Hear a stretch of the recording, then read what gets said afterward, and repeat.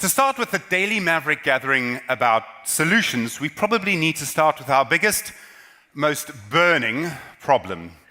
Electricity, Eskom, climate change, and money, all completely and utterly intertwined with each other. Our history, our recent history, means that we have power cuts virtually every day. I don't need to remind you, it's the worst year on record for load shedding.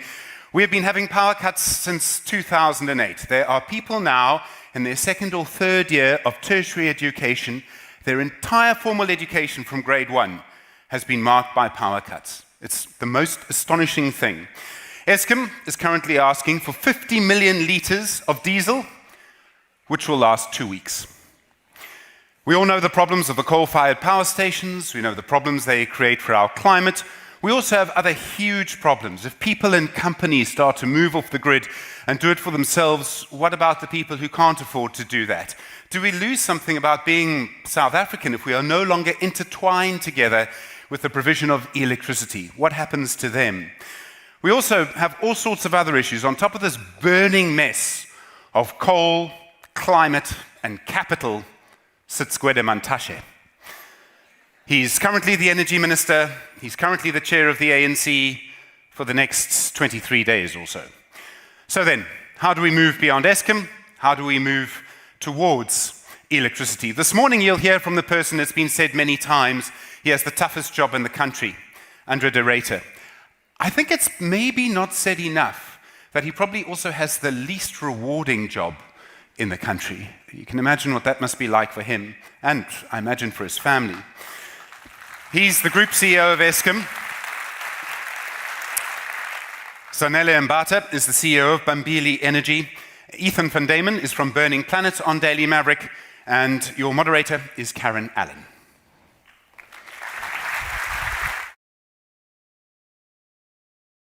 It's lovely to see everyone. It's lovely to see everyone post COVID-19. It's wonderful to be here. We've got our guests that just been introduced by Stephen Curtis.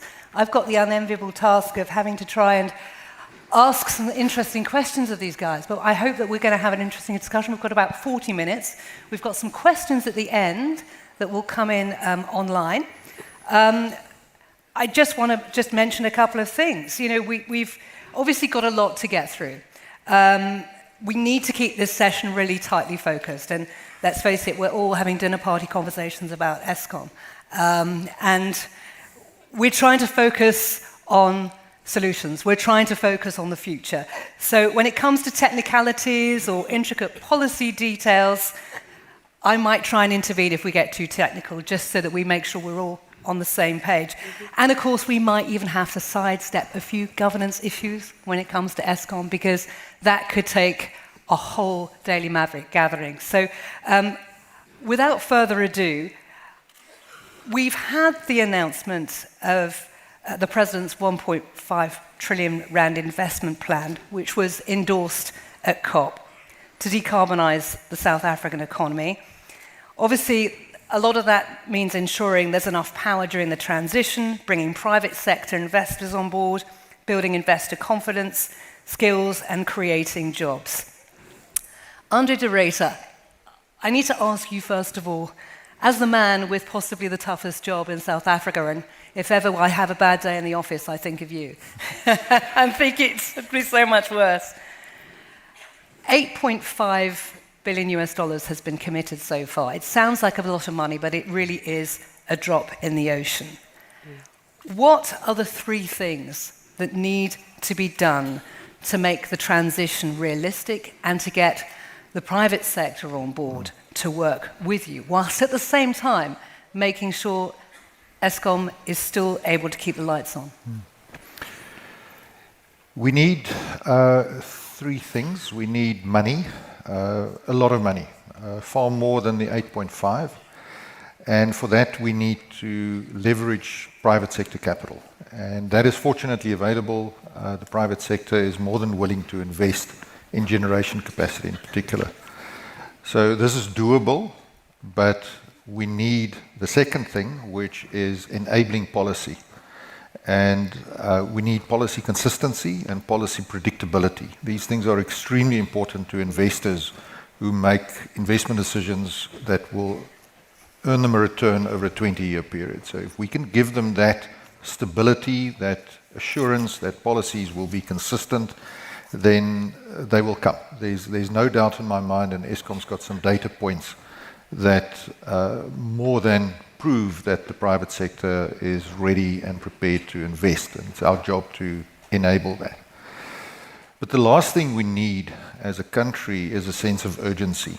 The situation really is at a point where we now need to do whatever we can as quickly as we can to get more capacity on the grid to replace our coal-fired fleet, which is rapidly nearing the end of its life. These plants have had a very hard life. They haven't been properly maintained. We are beset by skills issues, by liquidity issues, by significant crime and corruption. And if we don't get a sense of urgency to now structurally address it, then the situation is pretty gloomy. Before we ask your panelists, colleagues, a few other questions on that point. Can I just ask you, I mean, we've seen some measures in the past year to try and ease power on the grid. We've seen obviously some regulatory relaxation so that on-site power generation, the caps have been increased now.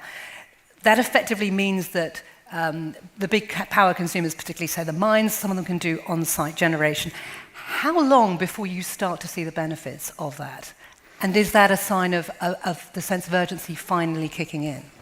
Yeah, I think the president hasn't really got enough credit for the boldness of the liberalization, effectively, of the electricity sector, which he announced on the 25th of July of this year, where he lifted the cap on own and embedded generation. And what that means is that essentially everyone can come and build a power plant. There are still some technical issues that you have to comply with, but essentially you just have to get a license.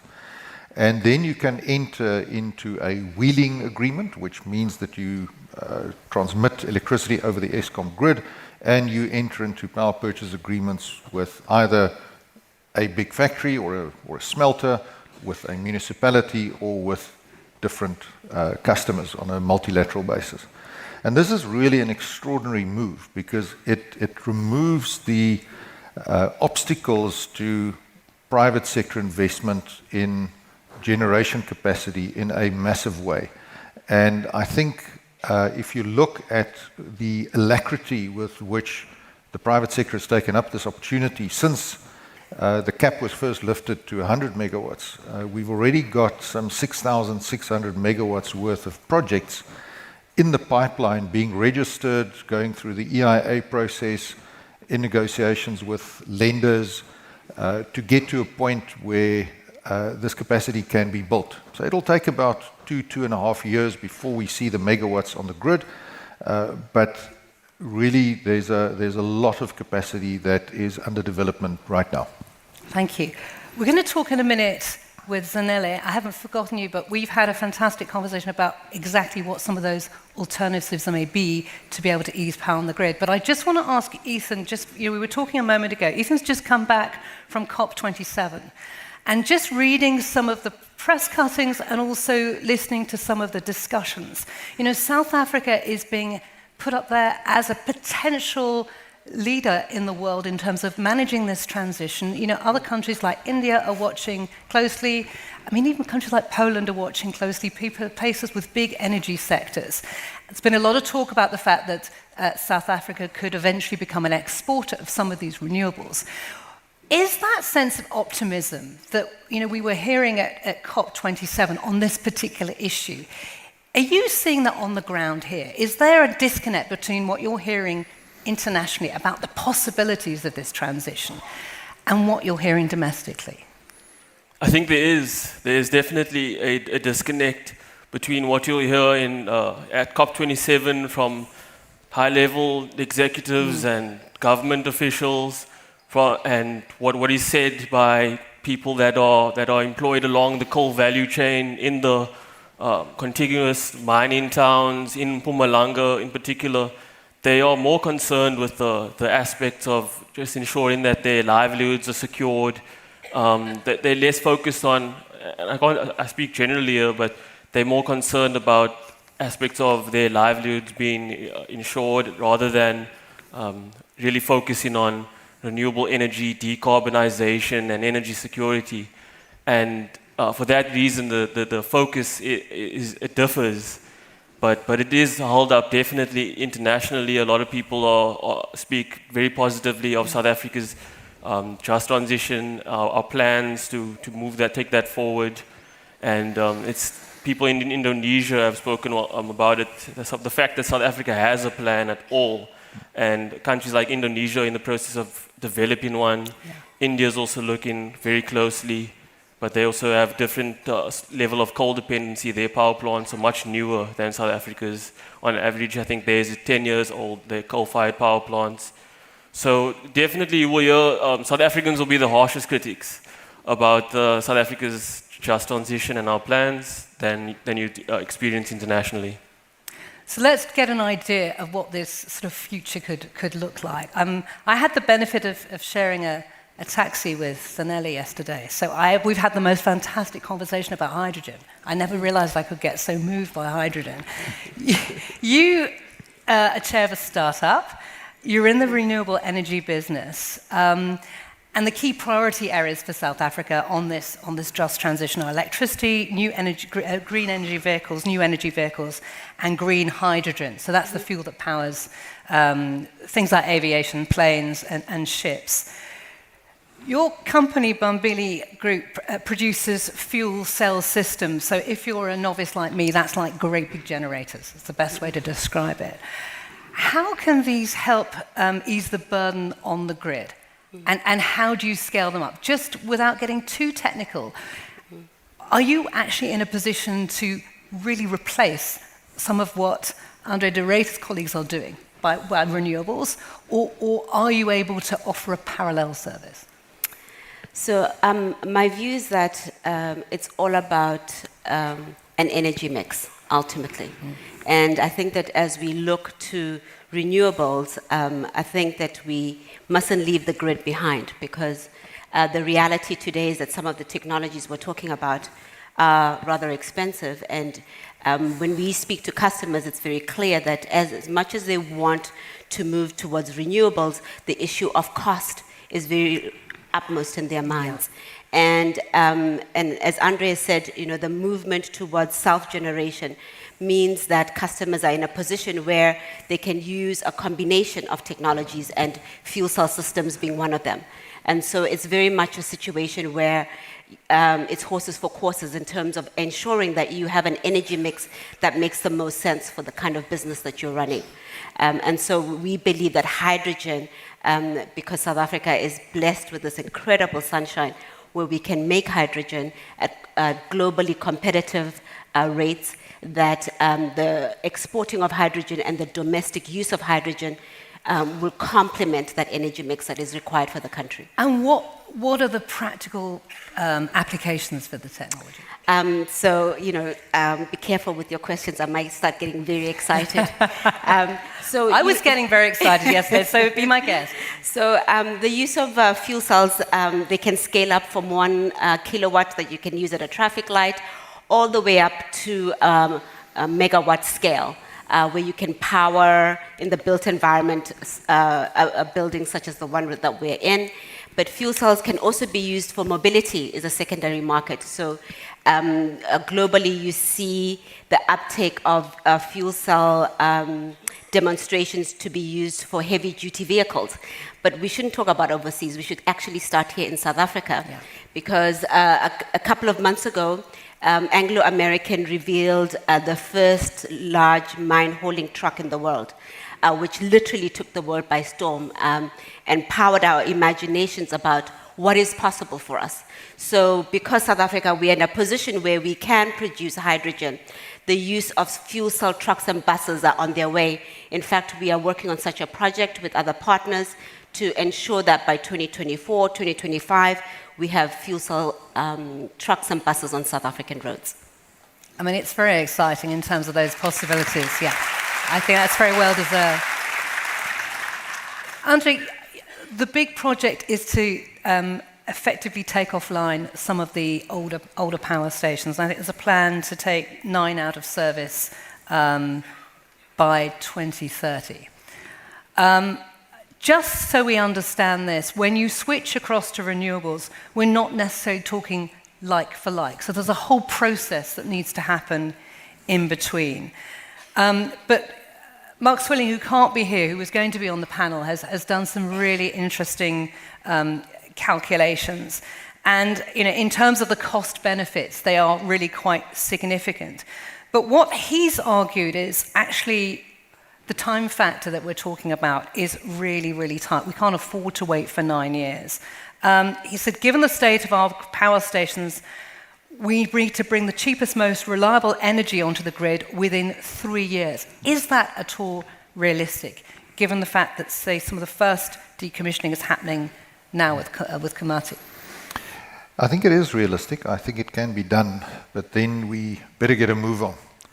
I was berated the other day by an official for spending too much time talking about the future and not talking enough about load shedding right now.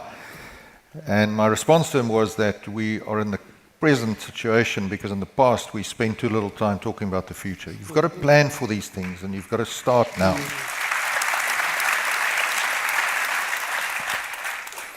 So I think, yes, it can be done. Just to add on to what Zanele was saying, Eskom's got a lot of land around its power stations where we have rehabilitated open cast mines and so forth. And we're now making this land available to private sector investors to come and put up renewable energy plants on fairly concessional leasing terms. And one of the companies, Hydrogen de France, is putting up a PV plant with fuel cells. So they're producing hydrogen using the fuel cells for storage. And that is going to enable, within a 2-year period, a 50 billion rand investment into Mpumalanga, into the heart of the coal belt, with no exposure to Eskom, no cost to the fiscus, no risk to the taxpayer.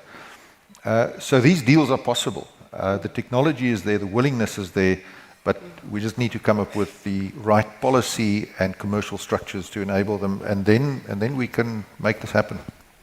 And it's interesting because policy isn't sexy, is it? I mean, let's be honest. We've just heard from Zanele on some incredible innovations that are in the pipeline.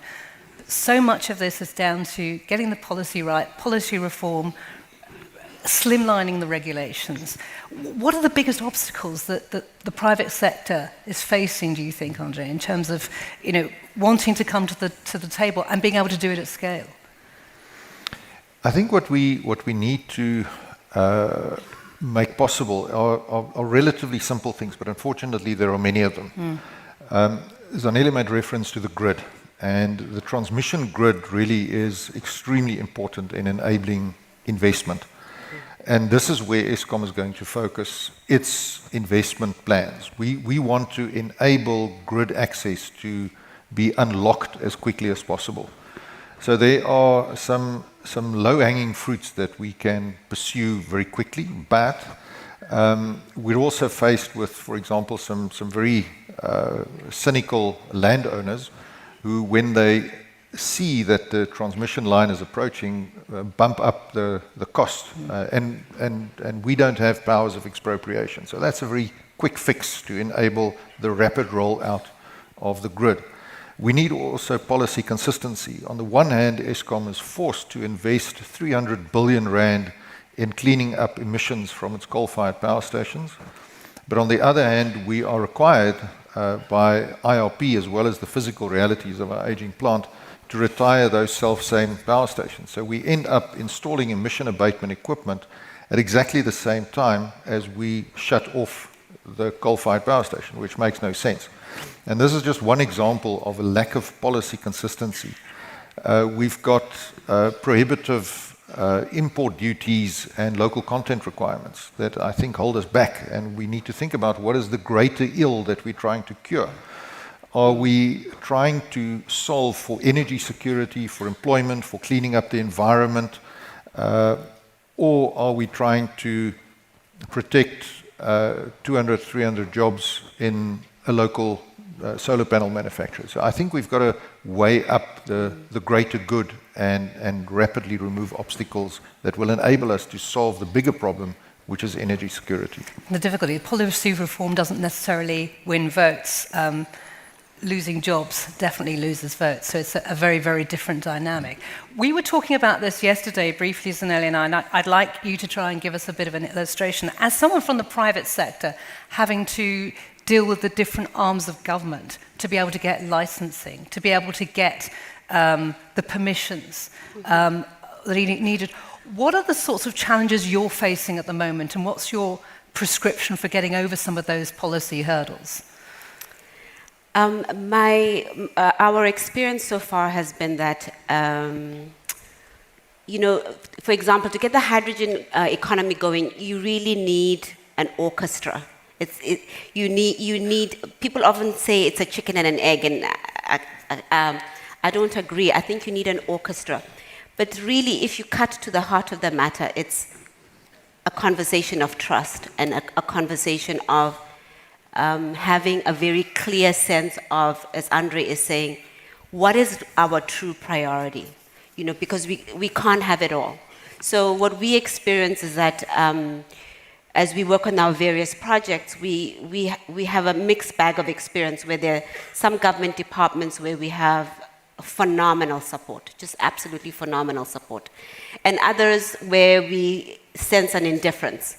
And when you are a startup company, the resources that are required to work across government are immense. I'm sure they're immense for me, I'm sure they're immense for you, Andre, as well. So to have government work in unison is almost a prerequisite to make things happen. So Andre has just been speaking about our sense of pace and how we need to work.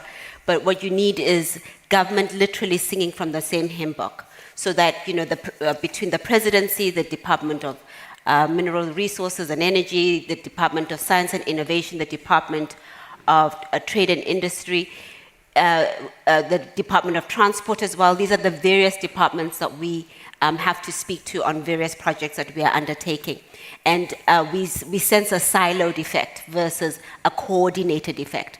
And I think, them coming together, working in a much more coordinated way would really support the private sector in having breakthroughs that we need as a country to implement the hydrogen economy. The plan is called the Just Transition Plan, and the just bit is about job creation. And I want to talk to you in a minute, Zanele, about the training. But let me just put this to Ethan first of all. You talk to people on the ground, you're visiting the mines, you talk to the ordinary man and woman on the street. Someone like Mpumalanga, it's like 50,000 jobs are dependent on mines directly, and that's not even multiplying it by the number of household members that are dependent on a breadwinner or the other industries around. When people turn on the TV or they read the Daily Maverick and they hear about, this just energy transition, what are the kinds of feelings that you're hearing on the ground? Are there genuine fears that people will lose their jobs and they won't be able to take advantage of some of the reskilling that's associated with the bigger plan? Or is there a sense that actually this has to be the direction of travel? So first of all, it's more than like 120,000 jobs along the coal value chain. But yes, it is generally a fear, a concern, a fear of the unknown that comes along with change, the fear that job losses of jobs, people especially working in mines, like I was in a town called Oorgies, which is literally dependent on a coal mine, and not only the people that are directly employed, but the people that work at a supermarket or a liquor store that depend on mine workers to be their customers. These people have multiple dependents, and they see no other way out. They don't see much hope. And I think it's changed now with the Presidential Climate Commission, has been hosting a lot of these stakeholder engagements, community engagements. But prior to that, the message of the transition hasn't really filtered down to communities. That's been changing slightly, but I think it has problematically been at a high level where the talks of the transition, the necessity the climate-driven imperative for the transition and for energy security too. This has sort of been lost on people whose main concerns are just to ensure that they are able to put a meal on the table at the end of the day. And I'm wondering how much transferability of skills there are. So, for example, Zanele, in your particular field, one imagines it's highly technically specific. You can take some mine workers, people in the broader sort of mine value chain, and reskill. But isn't that, given the amount of labour that needs to be absorbed, is it not just tinkering at the margins? And I say that with the greatest of respect. So I think that's a fair question. I think we can talk about our experience in terms of how we've thought about it. When you are setting up a new industry in the country, you can't think only about the technology. You need to think about where is the human capital to underline that technology and make sure that it takes hold and you can implement it successfully.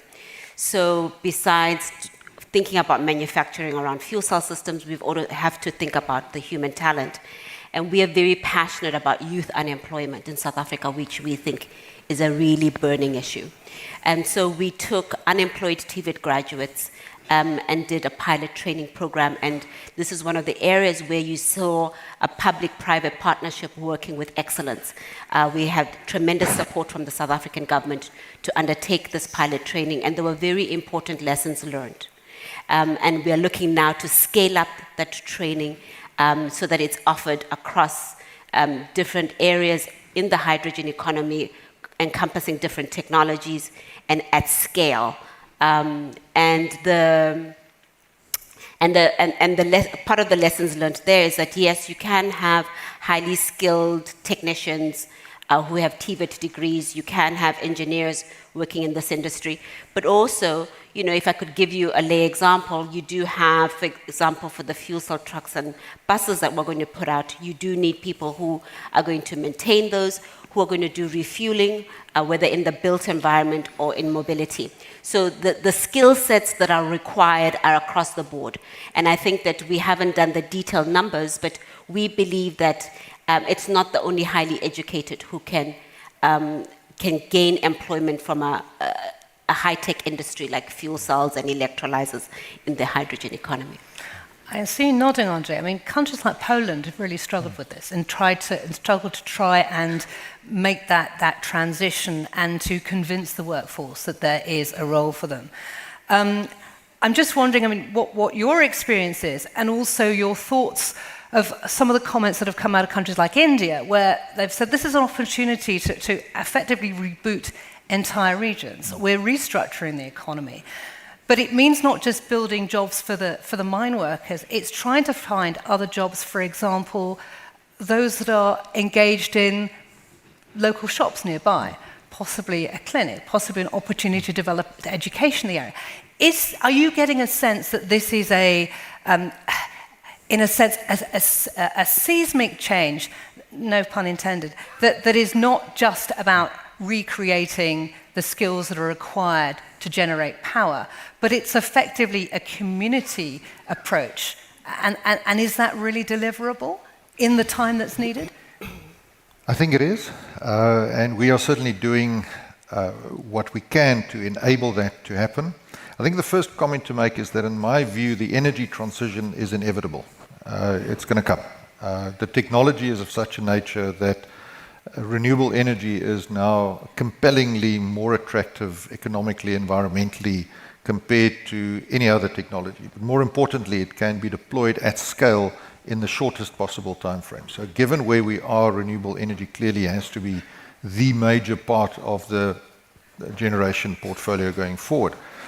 But I think it's also important that we do not dismiss the very legitimate concerns of those who are invested and are dependent on the coal value chain. I think to pretend or to ignore that their concerns are not real and that we shouldn't pay heed to them is just a recipe for huge conflict.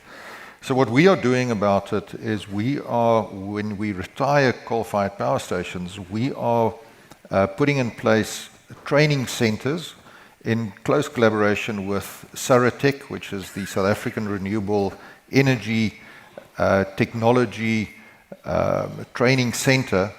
It's a unit of the Cape Peninsula University of Technology, and they've got a world-class facility here in Cape Town where they train PV and wind technicians. And we are working with them to replicate these training facilities, first of all in Komati. We received some 48 million rand in grant funding from an organization called the Global Energy Alliance for People and Planet. And then we also were recently delighted to receive grant funding to the tune of 10 million euros from KfW, which is the German investment institution, to develop a similar facility at Grootvlei Power Station, which is the next one to retire. And the idea is for us to reskill, upskill people who are working in the coal value chain so that they can become employed in the industry that is going to replace what they've been dependent on. So we are really working with industry and with academia to try and make this happen. And I think we have a real opportunity here to build a new industry. But then we also, again, need interventions. So how about declaring a special economic zone in eMalahleni, or Witbank as it used to be known, and attracting through tax incentives, like the US has done with the Inflation Reduction Act, manufacturers to come and set up factories right in the heart of the coal belt where the people are going to be most affected. If we can demonstrate those commitments up front rather than try and address unemployment after the fact, then I think we can make sure that the energy transition is a just one. It's interesting you mentioned these zones, these incentivized zones, because obviously the plans, these regional zones to try and attract private business in. So Nelly, you've got a bit of a problem with that. Just in terms of the regional aspect to it, that doesn't necessarily align with how businesses want to operate nationally.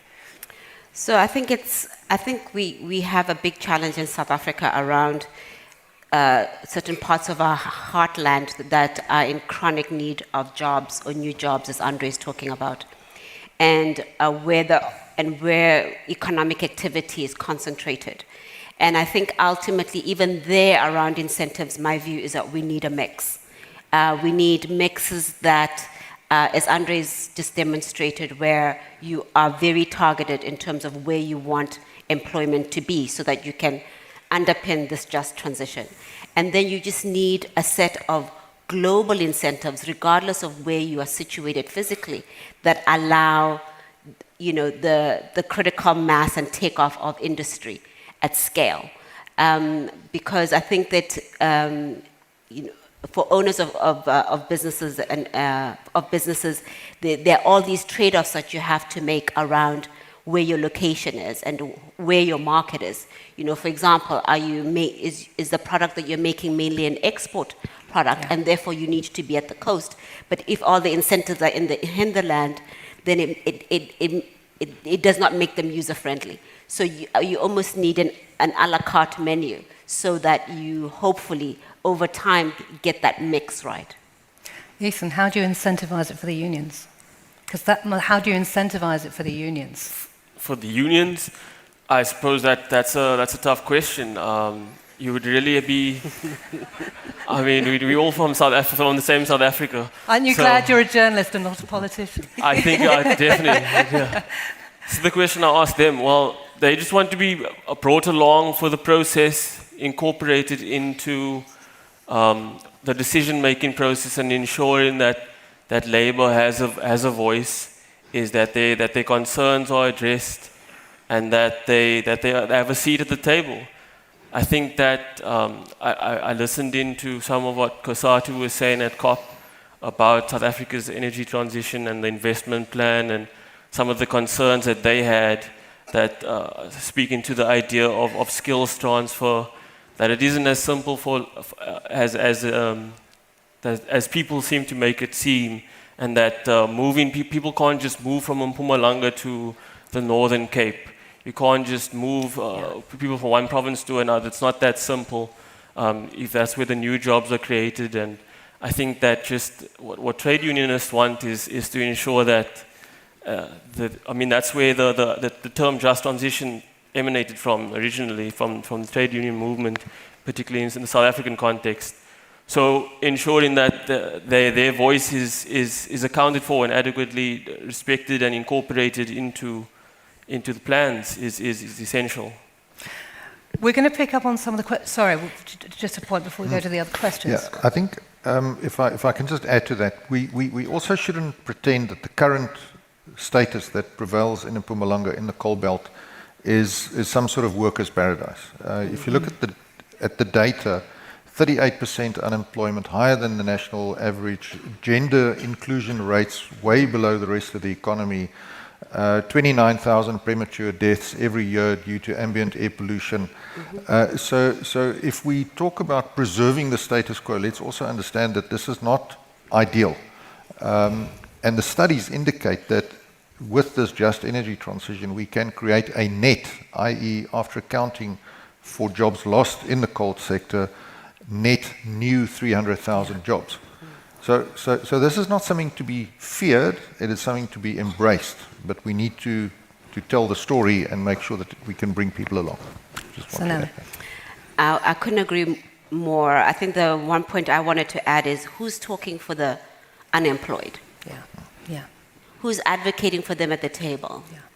And I believe that the energy crisis we have should not be a wasted opportunity for us to ensure that we embrace the unemployed and they have a seat at the table. And because for me, that's a critical part of this just transition, actually. Yeah, absolutely. We've got some questions that are coming in. And it's a very important point, because if you have a job, you have a trade union to represent you and to articulate your interest. If you're unemployed, there is no one. We've got some questions that are coming in online, and I want to pick up on some of them. One of them segues from this idea of vested interests, actually. And it comes from Wilma Maritz. I think I've got it the right way around.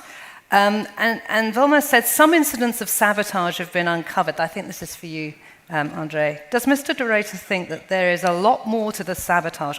Might there be powerful people who would prefer nuclear stations to an efficient Eskom who organise this? I think this is what is known as a leading question. And it wasn't even a planted one. It wasn't even a planted one. I think what I can say safely is that there is a lot of criminal activity which is highly organized, that effectively benefits from Eskom and the coal supply chain in Eskom. And where there are moves to intervene, we meet with quite a lot of resistance. So you may have seen in the media that the arrests that have recently been made for coal theft, for incidents of sabotage, those arrests were made by private security companies employed by Eskom, not by SAPS. So we have to do our own investigations, we have to apprehend the suspects, and then finally we hand them over because we don't have powers of law enforcement. But there is a clear challenge in the province of Mpumalanga with organized crime, and we need to use the phrase organized because it is highly organized, and to pretend that it's only a few isolated incidents is not substantiated by the facts, and it all links together in quite sophisticated networks that steal billions of rands from Eskom every year. And I guess this fits into the whole question of energy governance. And I said we weren't going to have corruption questions, but given the fact that I occupy this chair, I'm going to exploit it 100%. Given the fact that there is money coming in to try and manage this transition, I mean, there are obviously huge opportunities for that cash to leak, to get lost, to hemorrhage out. How do you ensure that as that transition is accomplished, a lot of the money is directed at where it's intended to? This is a key concern of the lenders. When this amount of money enters an economy, of course, particularly with the reputation of an entity like Eskom for malfeasance and corruption, there are major concerns. So from our perspective, from day one, we have said we need to ensure that we can demonstrate adequate governance. As far as I'm concerned, this is my message to the lenders, that if they want to pay the contractor directly without the money touching Eskom whatsoever, that would be my preference, because then I know that I don't touch it. Absolutely. Absolutely. Zanele, I'm going to take you out of the position of being an entrepreneur in the technology sector and really be a kind of strategic political advisor. We've got a question here. That's a very serious upgrade. But actually, it's a very good question that one might have, over breakfast or over coffee with a friend. It actually comes from Michelle Rivarola. And she said, how do we change the mindset of Minister Mbatha, who continues to push for exploration and development of natural gas and oil at the expense of a just transition? I mean, you've just done a great sales pitch to me. You've got Gwena Mbatha there over the breakfast table. What would you say to him? Relating to this particular issue. I would try to persuade Minister Mbatha about opportunity cost and legacy. Many years ago, when I was a banker on Wall Street, my moment of pride was when we spoke about Eskom as a utility and being one of the best utilities in the world. And in those days on Wall Street, Africa was not seen as a market. And yet, Eskom had a better rating than the sovereign of South Africa. And it was a moment of real personal pride for me. And I'm saddened about where the institution is today. But with that comes opportunity. And I think that when you're a political leader, like Mr. Mbatha, it's the ability to have these trade-offs, and make, and some of them are very difficult, like the one we face around Eskom. And it's really about persuasion about, what does the future of South Africa look like for our children if we're not able to make the hard calls today? Yeah, no, I think you're absolutely right.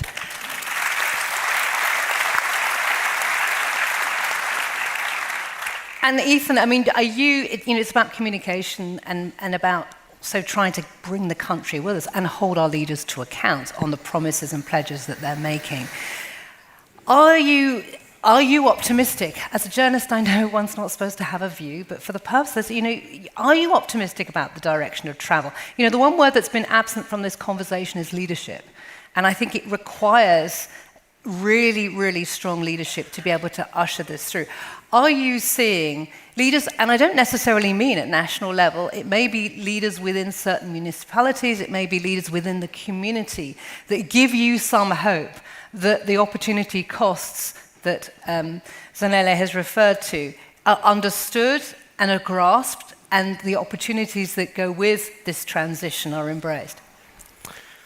I think yes. I think leadership, yes, but I think another word that we haven't mentioned too much is implementation. And I think that we've got a lot of emphasis on, we've got plans, great plans and strategy. It's appreciated around the world. We've got a lot of the right people in the right places. I think you've seen leaders of community organizations that are doing great work. At all various levels, we have the right leadership, I think, in the main. But where we seem to be faltering, and I think most people would agree, is in terms of implementation, is in terms of taking these plans and the leadership that we have and driving forward the plans in a very tangible way. So I think in that aspect we're lacking, and there certainly needs to be more accountability in that respect. Okay, thank you. We have a question from Luca Besta to you, Underdirector, and it's about this idea of comparative advantage. We've talked about the possibilities, we've talked about the enormous task in turning the tanker around that is the fossil fuel-led economy here. And what Lucas has said is, how is it logical, given our resource endowment, to pivot to something we do not hold a comparative advantage in along the COP27 expectations? Would you challenge that we actually don't have a comparative advantage, given the fact there's so much talk about eventually we may have a future where actually exporting renewables? Yeah, I think the first thing that we need to understand is that when a technology has reached the end of its life, it doesn't really make sense to continue to perpetuate it. The Stone Age didn't end because of a lack of stones, and the mere fact that we've got a lot of stones in South Africa doesn't mean that we should have more stone tools. So I don't think the fact that we've got coal means that we should continue to burn coal no matter what. I think that's just a logical fallacy.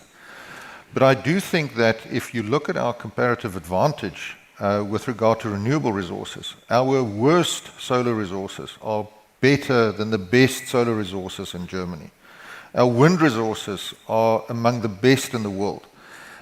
So to say that we are somehow neglecting one resource by going for something second rate is just not substantiated by the facts. The one good thing about sun and wind is that it cannot be stolen, first of all. That's very important. That, I think, is going to be the quote of the conference. But then secondly, it cannot be exported to China to be beneficiated there and sold back to us.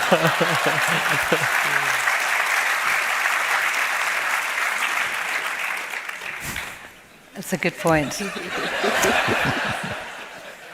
It's great. I think whilst we're feeling good, and I have to put this question to you, Andre, and I'm not even sure if it's from a member of your family, because it's just the theme of this conference is hope. And, you know, the fact that we can make light of this, I think, is important in certain circumstances, because, as you say, there are certain truths in terms of the direction of renewables. But the question is from Devashni Shetty, and she said, you know, it's time for hope, it's time for action, it's time for solutions. How do you, Mr. De Ruyter, keep hope alive while working in a job that many deem as impossible to do? It's that personal question, it's the how do you feel question, what makes you get up in the morning? Yeah, it's a tough one. I think obstinacy is one description, but it's really the opportunity that is out there. In my mind, the opportunity is tangible. I can see no other way, and I'm biased and I have a particular paradigm, but I can see no other opportunity for South Africa to drive economic growth, to solve for energy security, to solve our environmental problems, to create employment, than by embarking on this just energy transition. If we don't do this, what else? I don't know. And if the answer emerges today, then I'm happy to engage. But if we don't do this, then we will have lost an opportunity. And the point that Ethan made about Indonesia, India, Vietnam, they are all queuing up for the same concessional funding that we are targeting. And if we do not have the right sense of urgency, we will be overtaken. And again, like so many minerals super cycles where we lost out as an economy, we will look back and say, we should have, we could have, but we didn't. And that's why I urge urgency to implement. I'm going to ask you to have a final word in just a moment. But to our other two panelists, I just want to get you to give me an indication. 10 years from now, where do you see South Africa along this renewable trajectory? Zanele? I think, like Andrea, I'm also very optimistic. I think to be in South Africa and to be in the forefront of co-developing new industries means that you have optimism deep in your heart and in your mind. So 10 years from now, I see where we have overcome our challenges, that we are going to have the courageous leadership in this country to overcome the challenges we have, and we're going to have a better quality of life for South Africans because the pollution will be less in our country, we'll have less sick children, we're going to have green transport, we're going to have renewable power available to all of us, and we're going to turn our economy around. you.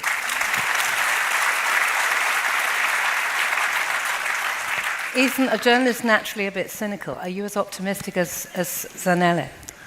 Actually, not in this case. I also see like the strategic advantage that South Africa has, our resources for platinum group metals and windswept coasts and intense solar intensity. So we really do have an opportunity to sort of completely shift how South Africa is powered and just develop the country along with that. We've got amazing human resources, a young population. We've got endless opportunities that we just need to, work together, get our hands around it, and work together to get it done. But yeah, I see potential and great hope. Thank you. Andre de Ruyter, it's 2032. One assumes you'll still be enjoying your job at Eskom. The remuneration to boot. How do you see that looking like? Let me stretch that to 2035, not because I want to be employed until 2035. But by 2035, we will have retired 9 power stations. We will have retired 22 gigawatts of coal-fired capacity. We will have removed 100 million tons per annum of carbon emissions. We will have released back 40 billion liters of water every year. Now, just to put that into context, that's enough water to provide 220 liters per day to 200 million people, 3 times the population of South Africa. And we will have unlocked investment into this economy of at least 1.2 trillion rand and created net 300,000 new jobs. That's the aspiration, that's the picture, that's the opportunity.